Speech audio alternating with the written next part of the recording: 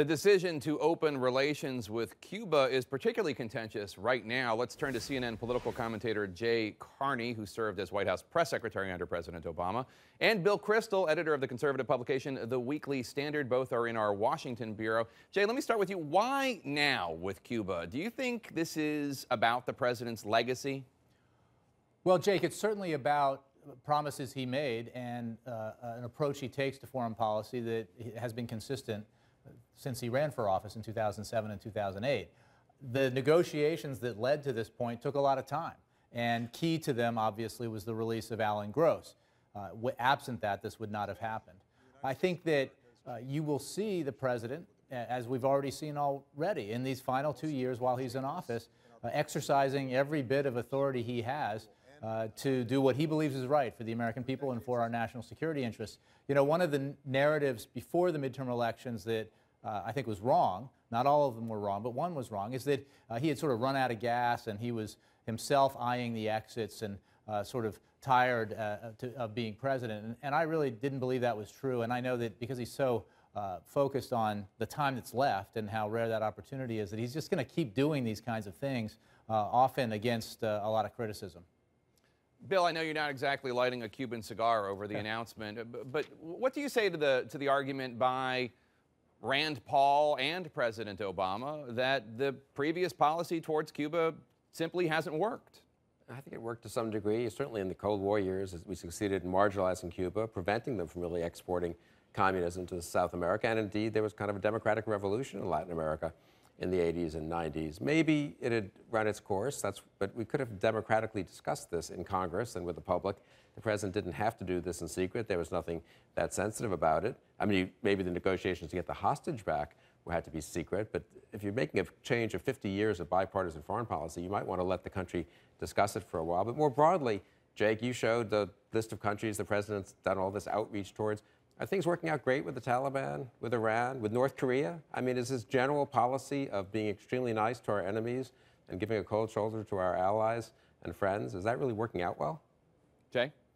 Well, look, I would say that what he has done in the case of Cuba and in the case of Iran, which I think are the two most prominent countries now, is tested the proposition that we can actually get something done that's better for our national security interests. Whether or not we get a deal with Iran is still an open question, but it's certainly in our interest to pursue one because the only sure way to ensure that Iran doesn't acquire a nuclear weapon is to reach an agreement so that they will not pursue one. You can't continue the way we've continued in the past and simply cross our fingers that it won't happen while they're operating in secret. There's a lot of complications with that kind of deal, but he's going to try to see if it can get done. And on Cuba, I really think that the time has long since passed when the previous policy was effective.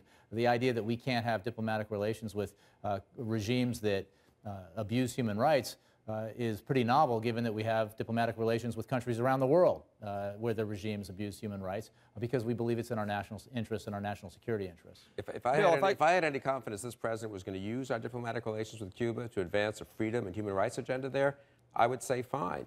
But given his total failure to do that in so many countries around the world and his desire for a deal for a deal's sake, has he done much for human rights in North Korea, Iran, the Islamic world for that matter? I mean, I wish you were advancing a freedom and human rights agenda.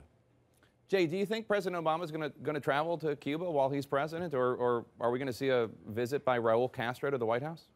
I think in each case that's unlikely. Normalizing relations does not necessarily mean that we have good relations. In fact, we don't have good relations. The regime is still oppressive. The regime continues to abuse its citizens and jail political dissidents. And I think this administration, the United States in general, will continue to aggressively condemn that and hold up that example as reprehensible to the world. So I wouldn't expect that at all unless there was a sudden sea change in the approach the regime takes. Bill, some argue that this announcement gives Republicans such as Jeb Bush and Marco Rubio a good issue to talk about if they run for president. But polls suggest that a majority of Americans do support changing our relationship with Cuba. Here's a poll we're showing you right now from the Atlantic Council. 56% of respondents favor changing it, 35% opposing.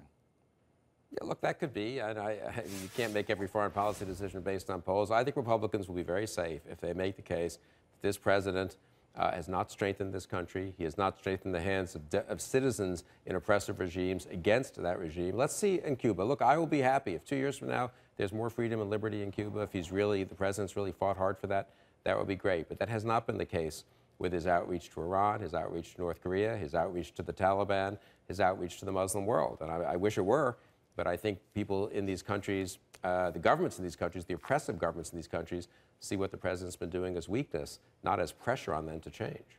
Jay, let me just ask you real quickly. I want to turn to the hacking of Sony and the threats against American moviegoers and movie theaters. The president said Americans should go to the movies. To the world, it looks a lot like Sony, the theaters, maybe even the American people blinked.